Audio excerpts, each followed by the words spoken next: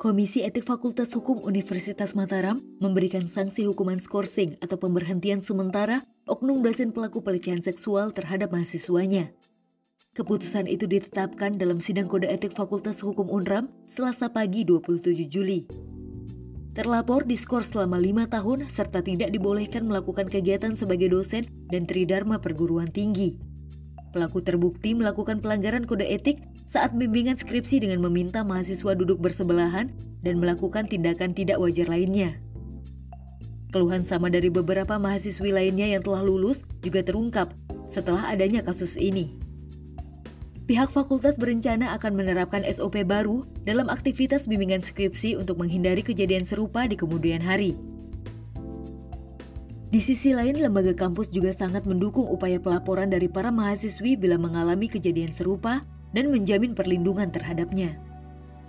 Usai diputuskan hasil sidang kode etik tersebut, korban belum memastikan rencana langkah hukum lebih lanjut untuk kasus ini. Ini kejadian kan tanggal 24 Juni, ya, 24 Juni. Kemudian kami di fakultas itu dapat informasinya kurang lebih sekitar tanggal 1-2 Juli. Nah, kemudian kami langsung melakukan cross check, konfirmasi, ketemu dengan korban itu tanggal 6 Juli. Nah, dan kemudian ya biasalah kita melakukan pendampingan, kita menguatkan dia soal konsistensinya dia, itu yang kita lakukan dari mulai tanggal 6 Juli itu sampai hari ini, meyakinkan dia bahwa dia ini adalah seorang pahlawan. Dia ini seorang mahasiswa yang berani membuka ini. Jadi tidak perlu takut lembaga membackup. Nah, itu yang kita lakukan dari 6 Juli sampai sekarang. Nah, prosesnya memang karena sudah dilaporkan ke sebelum BKPH masuk, memang kasus itu sudah masuk ke lembaga dan lembaga sudah menentukan bahwa ini masuk ke ranahnya etik. Dan itu sudah dilakukan. Nah, kita menunggu proses yang di komisi etik itu. Ya? Berapa korban? Saya nggak tahu. Ini pelaku ya masih satu. Kalau korban sama, saya hanya dampingi satu. Apa ini akan ada upaya melapor ke polisi dari itu kan tidak bisa, itu kan haknya korban itu. Ini kan satu delik aduan, jadi tidak bisa kita. Kalau delik umum kan langsung polisi katanya kan. Pak Dekan, mungkin kita bisa dijelaskan kenapa akhirnya pihak kampus mencium ada kejadian seperti ini? Ya karena yang bersangkutan melapor. Awalnya ya, yang bersangkutan melapor. Iya, yang melapor. Ya itu saja begitu melapor, setelah kita respon, kita bentuk tim, langsung kita hadirkan para pimpinan, ada berita acaranya, itu yang dijadikan bahan oleh tim komisi etik. Yang korban ini masih prosesnya karena dia lagi skripsi? Ya, dia lagi skripsi. Ya, yang Kak Ipan sebagai pembimbingnya. Pak Dekan, disinyalir ini kan banyak korban yang lain. Apakah pihak kampus akan membuat posko pengaduan di sini? Sejauh ini tidak, karena kita belum, dalam arti yang aktif kan harus korban. Tadi Pak, ini kan memalukan pihak kampus. Ya, Bapak sebagai dekan, apa yang ingin Bapak sampaikan kejadian ini muncul ya ini di publik? Sebagai pembelajaran bagi kita, sebab kita pun pihak kampus tidak pernah menduga akan seperti ini. Karena dosen kan seperti yang Anda ketahui, dosen sebagai seorang yang sebagai contoh lah di masyarakat. Nah, dengan cara ini kami akan mengevaluasi, bikin SOP kalau ada tidak boleh ada bimbingan kalau tidak ada orang, ya apa itu kan, sehingga kalau sepi tadi kata orang kalau kita berdua masih setan ketiganya gitu kan. Nah, dengan kejadian ini maka kami akan bikin SOP, nanti kami akan taruh CCTV di tiap ruangan dosen sehingga bisa terkontrol semua. Ya. Setelah melakukan perdebatan panjang, majelis kode etik memberikan keputusan terhadap dosen yang bersangkutan memutuskan melanggar kode etik, terbukti melanggar kode etik, poin pertamanya. Yang kedua, menghukum mereka diskor selama 5 tahun. Mereka ini siapa, Pak? yang bersangkutan. Terlapor tadi yang saya sebut NIN itu. Lebih dari satu orang. Bukan. Nah, untuk kasus pelecehan ini satu orang, kan? Yang artinya NIN ini dosen yang bernama 5 tahun.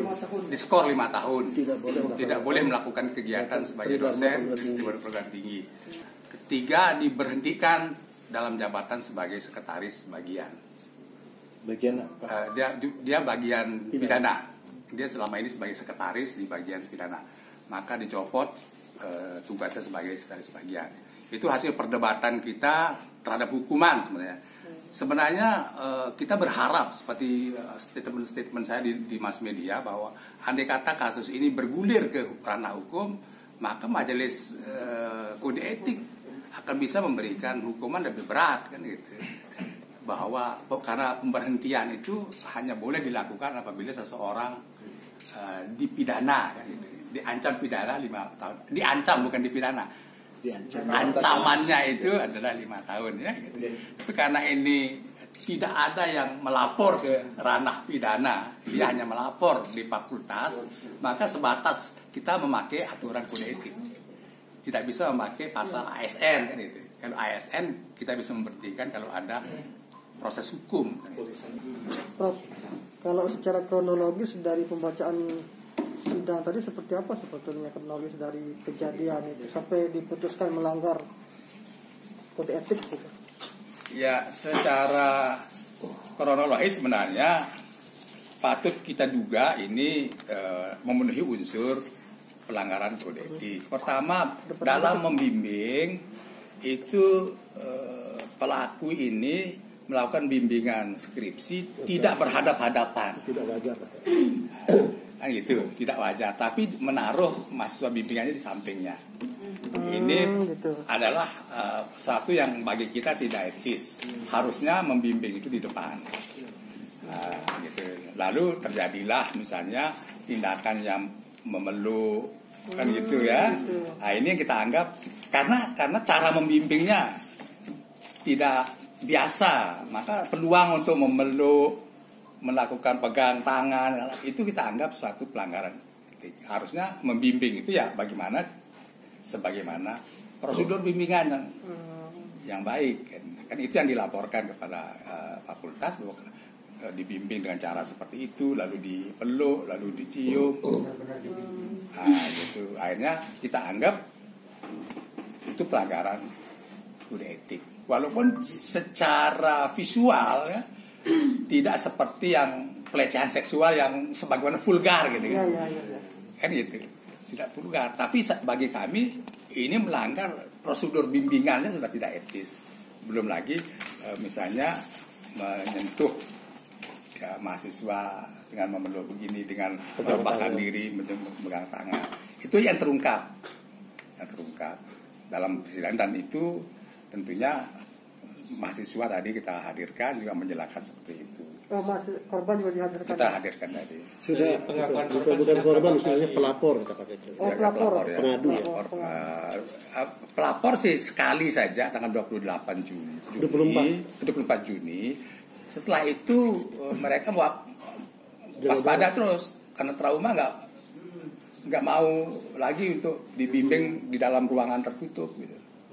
Nah, ini pembelajaran bagi kita juga yang kita petik bahwa ruang-ruang bimbingan ini memang sekarang kita kira mau tidak tertutup lagi.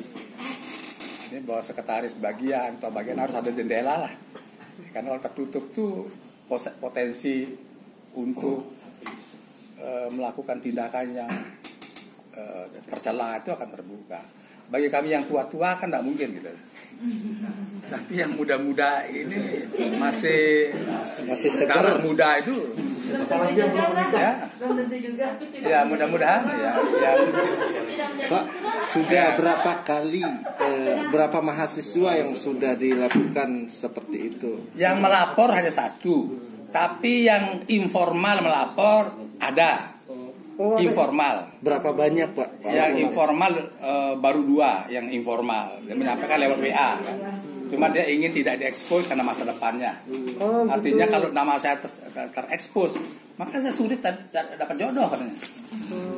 Kan orang nilai saya buruk. Dia melapor ke Prof langsung gitu? Ya, di WA sana. Dua orang. Kita usulkan di fakultas untuk membuka sekarang posko center, ya, krisis center, untuk mengadukan hal-hal yang dilakukan oleh dosen yang mungkin tidak berkenan. Kita mulai akan membuat posko pengaduan. Tapi tadi Pak Dekan kurang setuju, Pak Prof. Pak Dekan tadi udah diwawancari kurang setuju post center. Ya, kalau kan karena belum dengar rekomendasi Senat. Kalau Senat merekomendasikan, Dekan harus setuju. Pak, tadi kan infonya ada 2 sidang kode etik.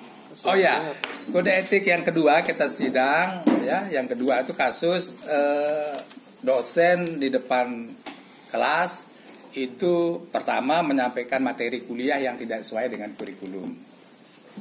Ya, jadi mata kuliahnya tentang hukum perdata misalnya itu banyak materi, tapi yang dikasih soal perkawinan saja. Gitu. Ya, sehingga tidak mendapat ilmu yang sesungguhnya. Kan gitu. Itu yang lapor. Nah, perkawinan aja sampai saja itu soalnya nggak ada soal perkawinan. Materi soal perkawinan, tapi soal tidak ada mengenai itu, yang merugikan mahasiswa. Itu pengaduannya terhadap dosen itu. Yang kedua minta sumbangan di kelas.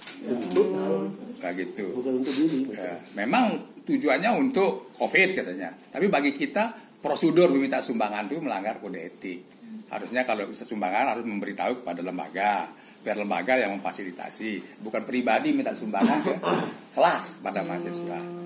Lalu ketiga kesalahannya adalah menyuruh mahasiswinya buat TikTok.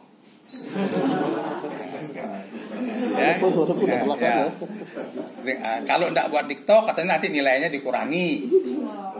Nah, itu contoh ya. Nah, ini kita anggap pelanggaran kode etik. Ya. Kita hukum dengan tidak memberikan mengajar ya, 1 semester. 1 semester aja supaya dia memperbaiki dirinya. Jadi 1 semester mulai semester depan dia tidak boleh mengajar. Inisial MI. Dosen hukum perdata. Apa relevansinya absensi lewat selfie? Absen kamu pakai selfie saja. Itu yang saya persoalkan tadi, saya tanyakan kepada mereka, apa relevansi Anda menyuruh mahasiswi absen kirim fotonya? Kan nama saya cukup dikirim. Kan kuliah jarak jauh kita online. Apa relevansinya sebenarnya? Nah, itu kan tidak etis. Harus lewat foto kan gitu. Nah, itu mengakuilah kesalahannya dan minta maaf tadi. Tapi karena dia sudah minta maaf dan termasuk kategori yang ringan lah, pelanggaran kode etik ringan, ya kita tetap memberikan hukuman pembelajaran, tidak boleh mengajar 1 semester.